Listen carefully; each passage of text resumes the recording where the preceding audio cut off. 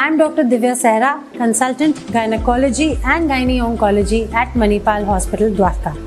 आज हम बात करने जा रहे हैं रोबोटिक सर्जरी के बारे में and specially robotic surgery for gynae cancers and non cancer conditions. बहुत सारे जो आजकल लेडीज़ हैं उनको प्रॉब्लम होती है हैवी पीरियड्स की, इरेगुलर पीरियड्स की, या फिर उनको फाइब्रॉइड्स होते हैं, या फिर ओवेरियन मैसेज, सिस्टिक लीजन्स होते हैं जिनका नेचर नहीं पता होता कि वो कैंसरस हैं या नॉन कैंसरस हैं।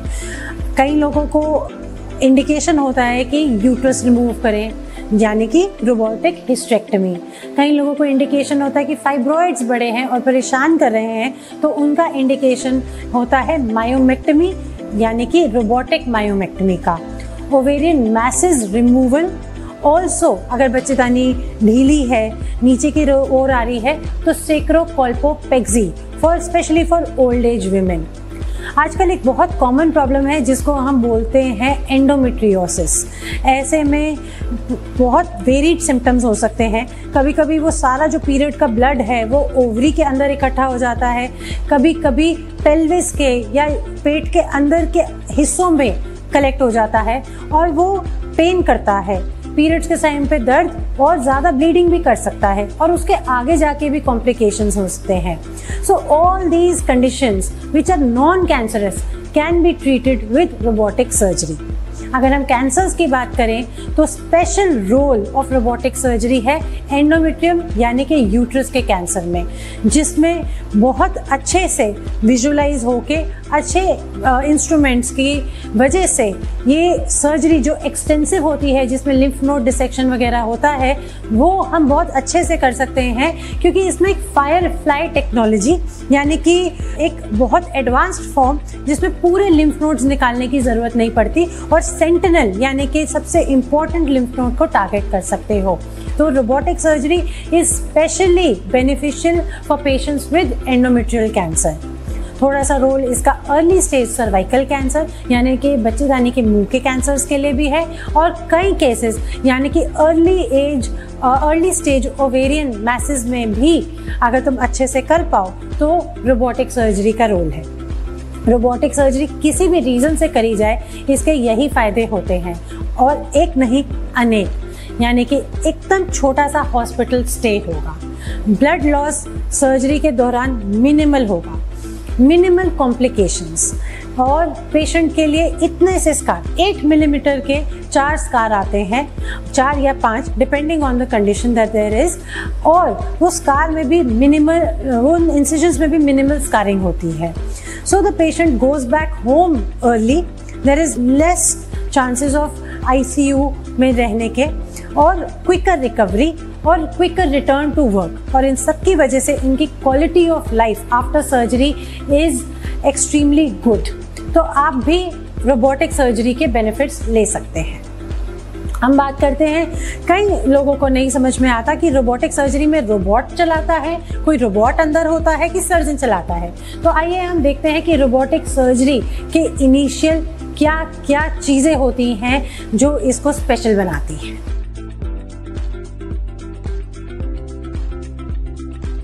तो रोबोटिक सिस्टम एक कंप्यूटर टेक्नोलॉजी और साइंस का एक बहुत अच्छा मिश्रण बनके एक मशीन हुई है जिसको हम रोबोटिक सर्जरी सिस्टम कहते हैं।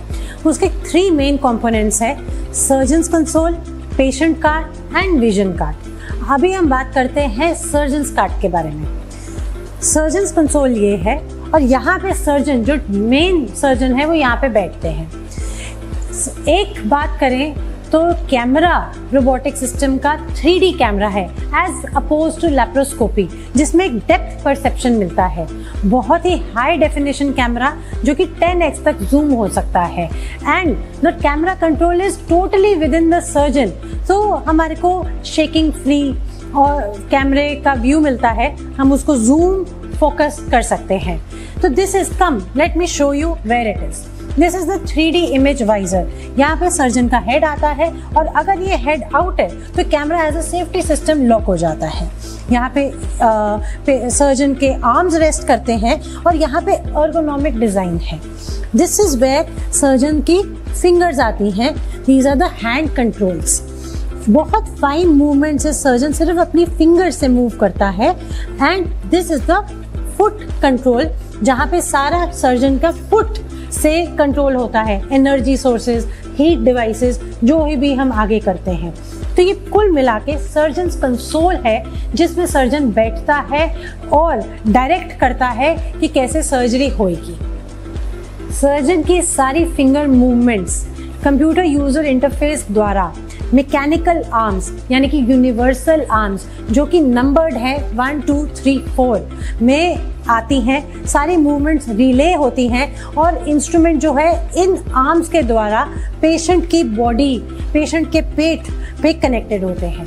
तो बेसिकली ये आर्म्स ऐसे मूव होती हैं। ये एक क्लच है, ये एक क्लच बटन है जिसको इजीली हिलाया जा सकता है। ये वाला पार्ट जो है, ये पर्टिकुलर पार्ट जैसे कि लेप्रोस्कोप होता है, वैसे ही स्पेशली रोबोटिक पोर्ट डिज़ाइन किया गया है, इसमें अटैच होता है। और जब सर्जन हिलाता है तो ये आर्म्स इजीली मूव करती हैं और इस अंदर हाउसिंग के अंदर इंस्ट्रूमेंट जाता है। इंस्ट्रूमेंट के बारे में एक बात जो बहुत इम्पॉर्टेंट टू अंडरस्टैंड है कि ये फाइन इंस्ट्रूमेंट्स होते हैं विद ग्रेट प्रेसिजन और इनकी 7 डिग्री ऑफ फ्रीडम होती है, यानी कि ह्यूमन हाथ से कहीं ज़्यादा advance. So this is where science and technology really helps us कि इतनी फाइन बारीकी का काम होता है, उसी से पेन कम और जो डिसेक्शन है इतना नीट होता है कि even the recovery is faster and the results are better in terms of precision and even in complicated surgery हमारे को इतनी प्रॉब्लम नहीं आती। सो यूजुअली एक कैमरा जो है वो इस आर्म के द्वारा होता है। This is the main arm. और जैसे कि आप देख सकते हैं कि ह्यूमंस के 2 हाथ होते हैं, बट रोबोटिक सिस्टम द्वारा हमारे 4 आर्म्स होते हैं, जिससे कि हम राइट या लेफ्ट आर्म में 2 instruments at a time use कर सकते हैं और सेकेंड हाथ में एक और इंस्ट्रूमेंट। और कैमरा फुल्ली सर्जन के कंट्रोल में होता है, जिससे भी देखा गया है कि बेटर रिजल्ट्स हैं and it can easily go deep into the pelvis, जहाँ पे हम हिस्टेक्टमी या आगे सेक्रोकोल्पोपेक्सी करते हैं। और लिम्फ नोड्स जो स्पेशली नर्व्स के पास वाला एरिया होता है, even during surgeries of cervical cancer, वो देखा गया है कि that depth is attained at ease.